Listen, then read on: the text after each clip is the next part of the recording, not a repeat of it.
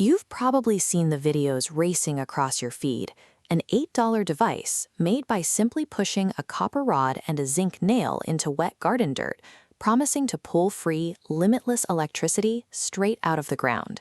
The story usually comes with a catch. Energy companies have supposedly kept this technology hidden off every incentive list for 200 years to keep you paying your utility bills.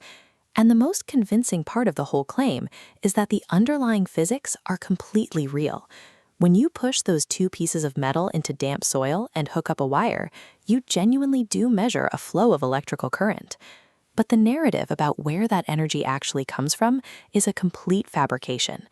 So if the electricity is real, but the energy isn't being harvested from the Earth itself, what exactly are these viral videos leaving out? Let's get real and run the numbers. When you actually test a single Earth battery cell, it typically produces an output in the microscopic range of roughly 0.1 to 0.3 milliamps. This logarithmic bar chart illustrates exactly what that means. The 0.2 milliamp output of one Earth cell is completely dwarfed by the 1,000 plus milliamps required for basic household appliances. To scale this up for a single light bulb, you need dozens of cells wired together. You're suddenly buying thousands of dollars in metal rods and constantly watering dirt. The mathematics completely disqualify this as any sort of realistic backup power solution for a home. A cheap standard solar panel or a basic battery pack gives you dramatically more reliable power for a fraction of the investment.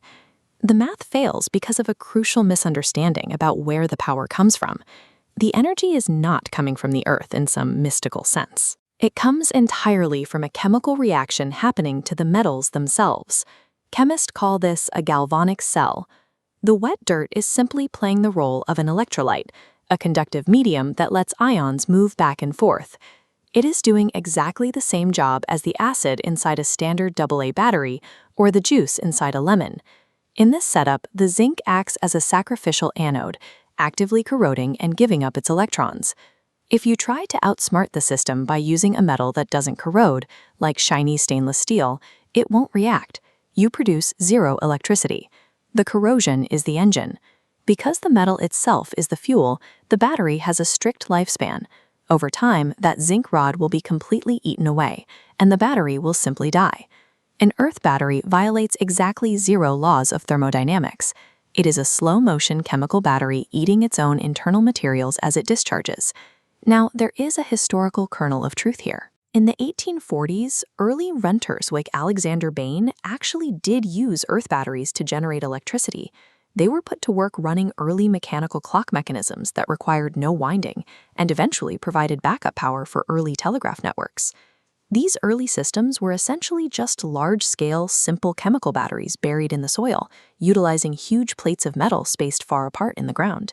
They succeeded in the 1800s because a telegraph system required only an extremely tiny trickle of current to trigger simple electromechanical signals over completed circuits. The energy industry never suppressed them. Modern society simply outgrew them. We abandoned the dirt battery because we developed modern chemical cells that could actually handle high energy demands. So the physics of generating electricity in damp dirt are entirely legitimate, built on 2 centuries of electrochemistry. But marketing it online as a free, infinite energy source is a scam. You cannot break the laws of thermodynamics. When you build one of these, you are ultimately just taking hardware store zinc and slowly converting it into a tiny, inefficient, and expensive trickle of electricity. The actual modern frontier of this science involves using microbial fuel cells and compost to run microscopic, low-energy sensors. That is real, peer-reviewed engineering. If you take it for what it genuinely is, the $8 Earth battery is a beautiful backyard science experiment. It's a way to see real chemistry at work, quietly running a single LED in your garden. The physical world doesn't offer magical energy cheat codes pulled from thin air, but the actual science of a galvanic cell quietly eating itself is far more interesting than the viral lies. If you want more real breakdowns of the physics behind the hype, hit subscribe.